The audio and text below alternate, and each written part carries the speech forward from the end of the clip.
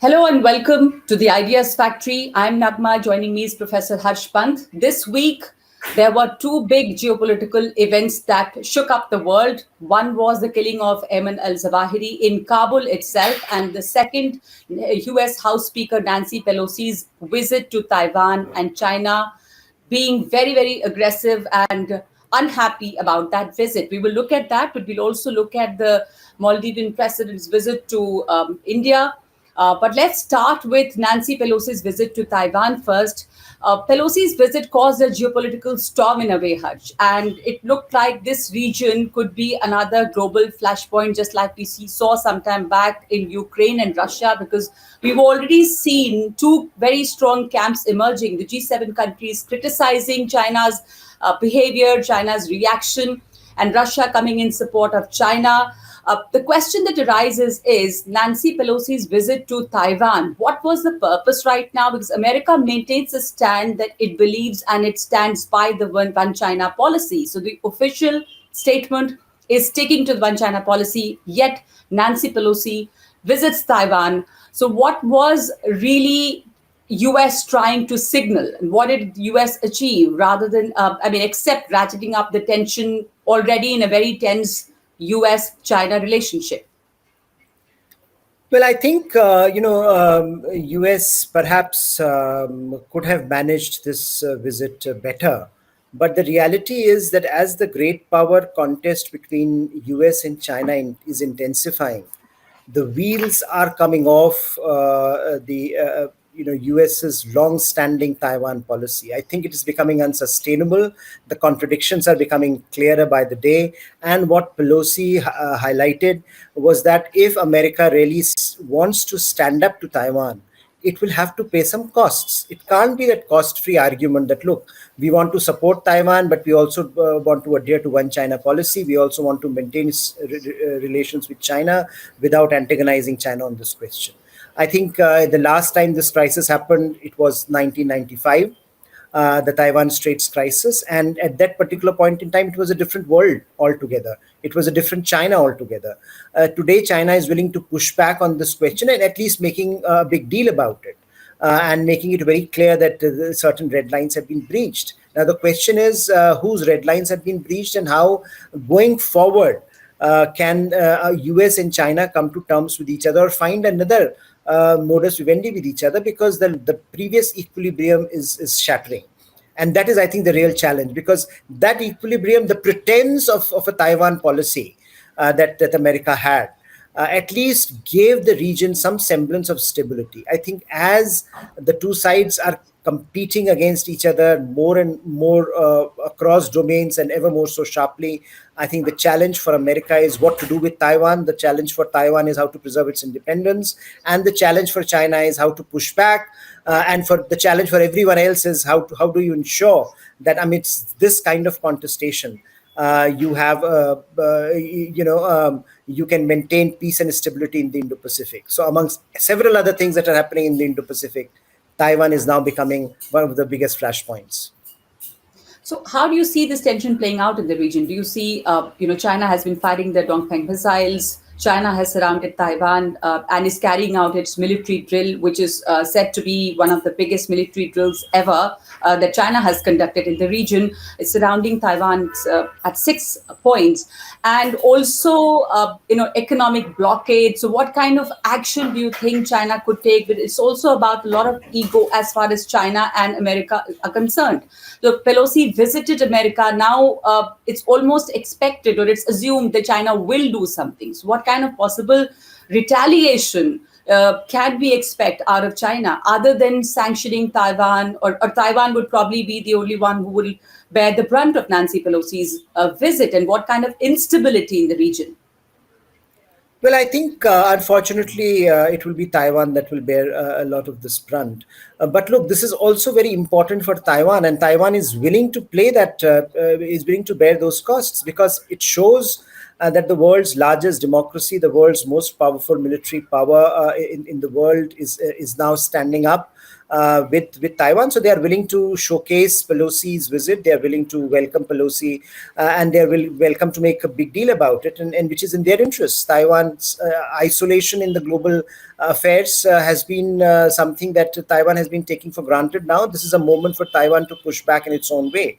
So in some ways, what Taiwan is doing is understandable, and therefore the question now is whether other countries will enter into this, into this posturing, because we have seen the G7 communique, we have seen the G7 statement where they are asking stability to be maintained, and the onus is clearly on China. Now, China, by raising the rhetoric so much around Pelosi's visit, had to do something.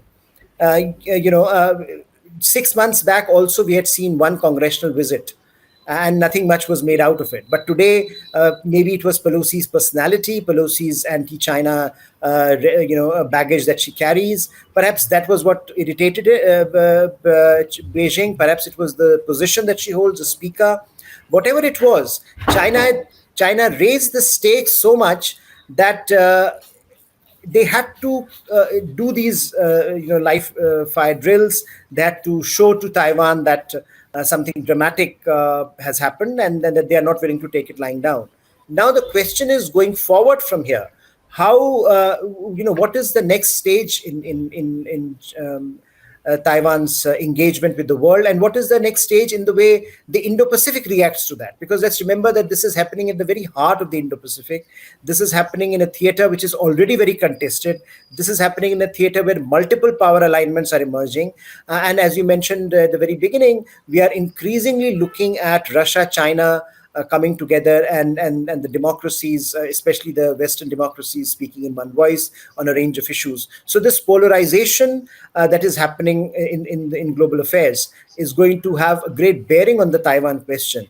And therefore, for Taiwan, this is perhaps a moment of reckoning, and perhaps a moment where they look at the rest of the world, and also look for greater support from a large part of the world, which they may or may not get, because let's remember that most countries in the world continue to follow a one China policy. They are not changing that policy anytime soon.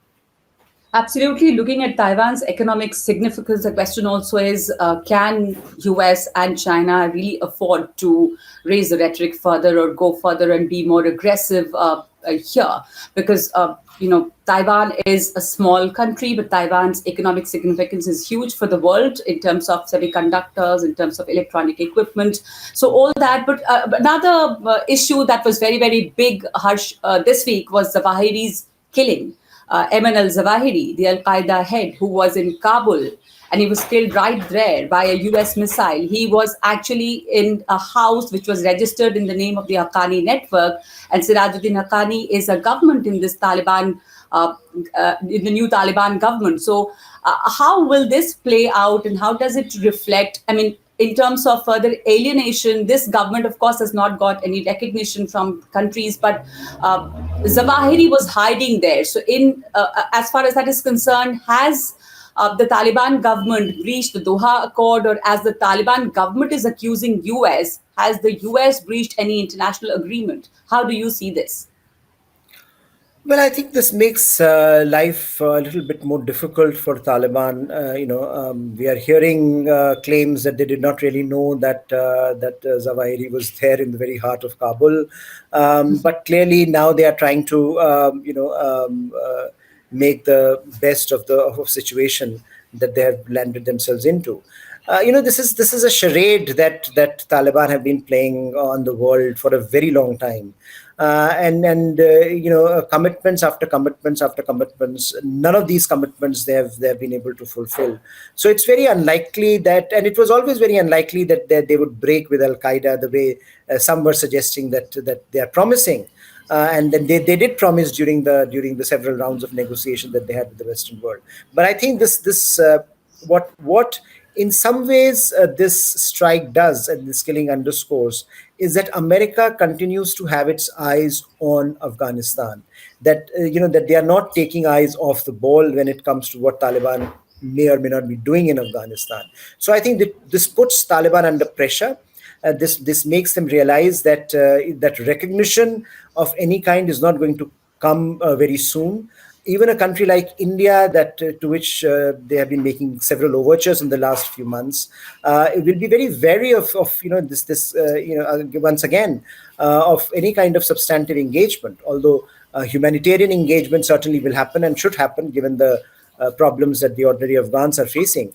But I think this idea that you can, continue to shield some of the biggest extremists and terrorists of the world, and yet want the world to help you in normalizing your diplomatic status. I think though there are big question marks now on that strategy, and that is certainly not going to pan out. And what I think also America has done is to re enter some strategic ambiguity in their calculus. When they had withdrawn, their American credibility had really gone down.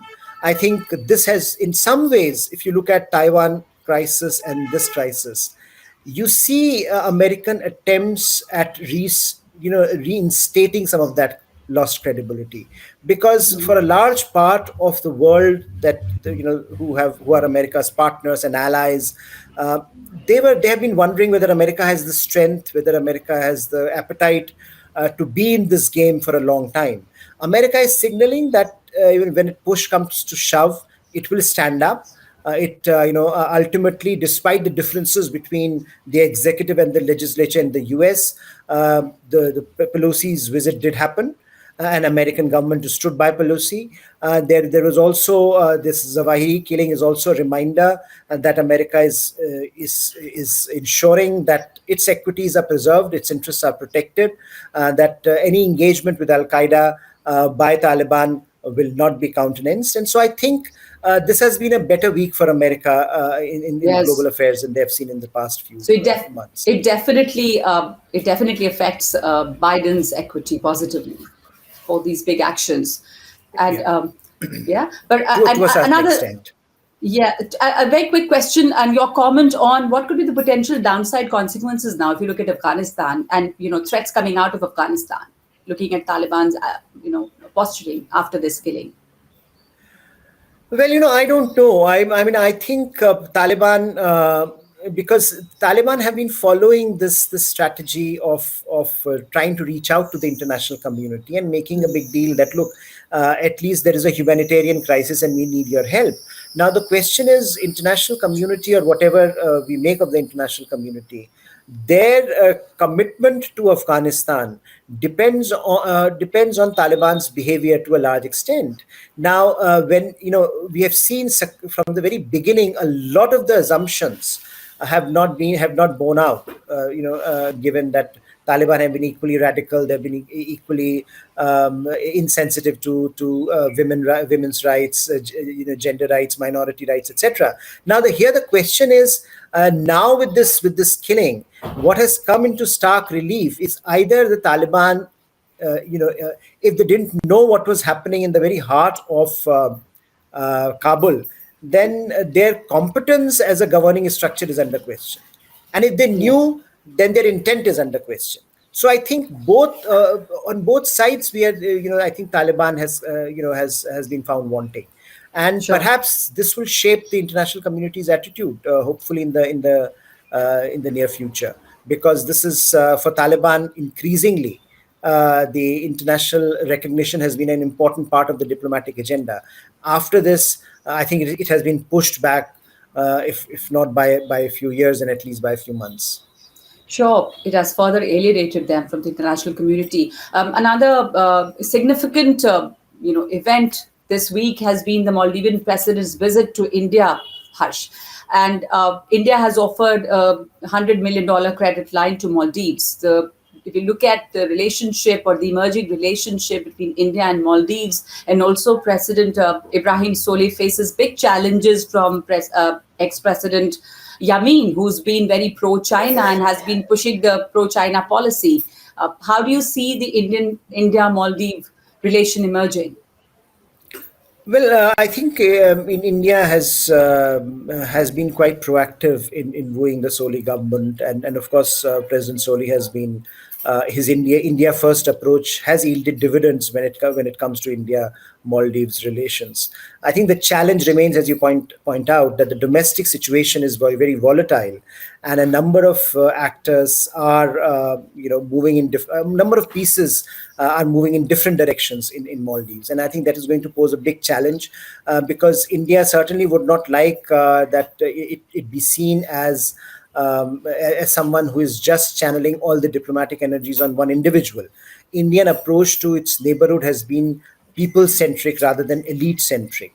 And therefore, a lot of the developmental projects that India is doing in Maldives are underscoring this reality, or at least India is trying to underscore this reality that ultimately India's engagement is for the larger exercise of helping Maldives connect amongst its various islands, as we are doing the Greater Malay project, and greater connectivity of Maldives with the rest of the world, as well as helping in the developmental aspects with the social housing projects that India has initiated in Maldives.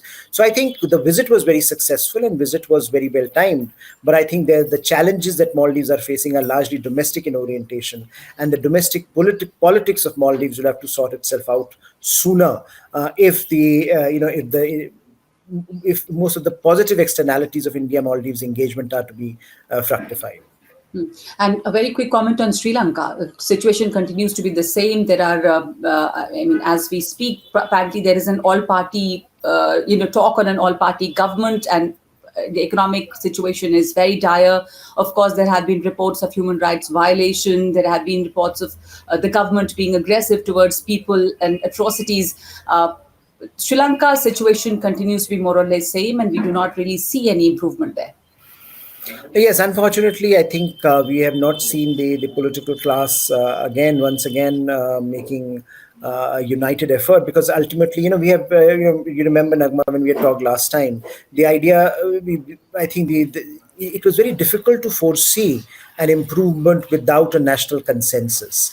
And that national consensus still eludes Sri Lanka, because while everyone knows that what the challenges are, I think on the means there are a lot of differences, and unless those differences are resolved, I think it will be a very hard task for the politics of Sri Lanka for the polity of Sri Lanka to manage this crisis, which is, I think, as we have discussed, economic but also political in nature. And unfortunately, there are many socio-economic fault lines in Sri Lanka, which become, much more severe, which become much more exposed because of this crisis, and that needs to be taken in mind as well. So when you talk of human rights violations, when you talk of the heavy-handedness of the governmental machinery, I think one has to be sensitive to these concerns, that things can blow out of proportion. Things can get out of hand very, very quickly in a country which has just till very recently been riven with internal differences. So I think it is time for the political class in Sri Lanka to acknowledge this and take responsibility.